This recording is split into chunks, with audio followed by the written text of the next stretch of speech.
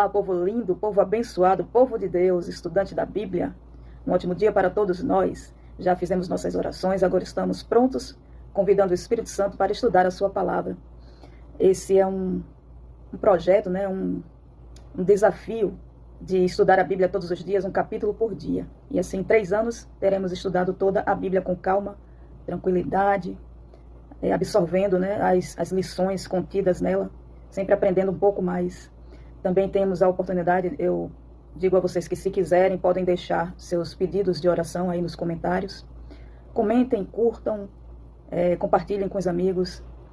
E hoje, no capítulo 41, nós vemos que depois de 2 anos depois de José ter interpretado os sonhos do copeiro-chefe, do padeiro-chefe, depois que tudo aconteceu, né, que o copeiro foi reintegrado, o padeiro foi enforcado, depois da festa, né, de Faraó, que ele chama o copeiro de volta, mas esse não lembra da promessa que fez a José, de lembrar dele perante Faraó. Faraó agora tem um sonho, na verdade 2 sonhos, e ele reconhece que esses sonhos não é algo simples.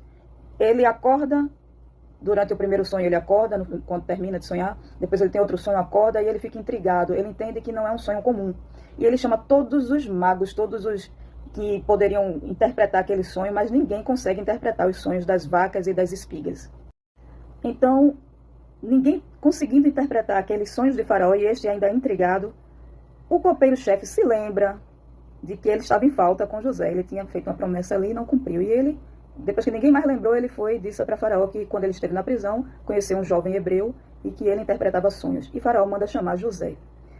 Quando ele chega à presença de Faraó, ele diz, né, no verso 16, isto não está em mim, mas Deus dará a resposta favorável a Faraó. Então você vê que ele não chama a atenção para si, mas ele dá toda a honra e glória a Deus. E isso é recompensado porque quando ele interpreta os sonhos, e você pode ler isso nesse capítulo 41, Faraó, ele fica contente, não apenas com a resposta favorável de José, de poder ter interpretado esses sonhos a respeito de Deus, mas Faraó reconhece que não há ali no Egito, ele reconhece a sabedoria de José e que não há ali no Egito um homem que poderia ficar no lugar de governador, porque este é abençoado por Deus. Faraó aqui reconhece que tinha que ser José, que era um homem abençoado, escolhido por Deus. E ali José passa de escravo a governador, depois de, acredito que 13 anos, porque quando ele saiu quando ele foi vendido, ele tinha 17. E aqui diz que José tinha 30 anos, quando essas coisas sucederam, né? Então ele não foi só livre da prisão, mas passou a ser governador do Egito, e Faraó disse que ele era o segundo abaixo de Faraó. Então foram 13 anos sendo trabalhado, modelado no caráter de Deus dentro da prisão, a ponto de Faraó reconhecer isso em José. Então que nós também possamos aproveitar esse tempo que temos aqui nesse mundo para permitir que Deus trabalhe, que Deus modele, forje o nosso caráter e as pessoas possam enxergar Cristo em nós.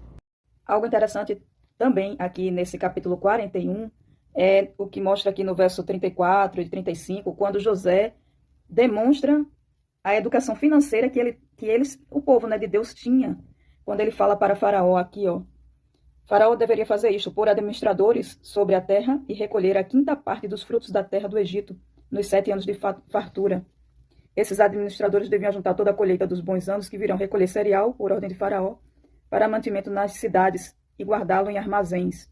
E ele segue dando conselhos de administração, né, de organização e educação financeira. Muito incrível isso aqui. Outra coisa interessante é o nome dos filhos dele. Quando ele fala aqui do primeiro filho, verso 51. Ao primogênito José chamou de Manassés, pois disse, Deus me fez esquecer todo o meu trabalho e toda a casa do meu pai. Ele poderia ter se esquecido de Deus. Foram 13 anos na prisão. Foi vendido como escravo, passou 13 anos na prisão. Meio que foi traído pelo copeiro, que disse que ia lembrar dele, só lembrou 2 anos depois, quando não tinha mais o que fazer. E aí, nesses 13 anos na prisão, sofrendo, ele prosperou, né? Até dentro da prisão ele prosperou.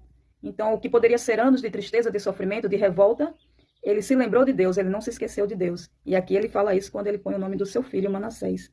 E no segundo filho, Efraim, Deus me fez próspero na terra da minha aflição. Então, em todos os momentos ele glorificava a Deus, até no nome do seu filho.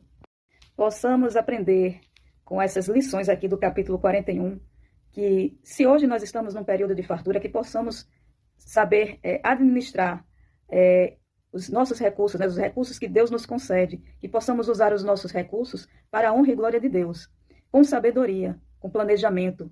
Deus nos ensina como trabalhar os tesouros que Ele nos concede.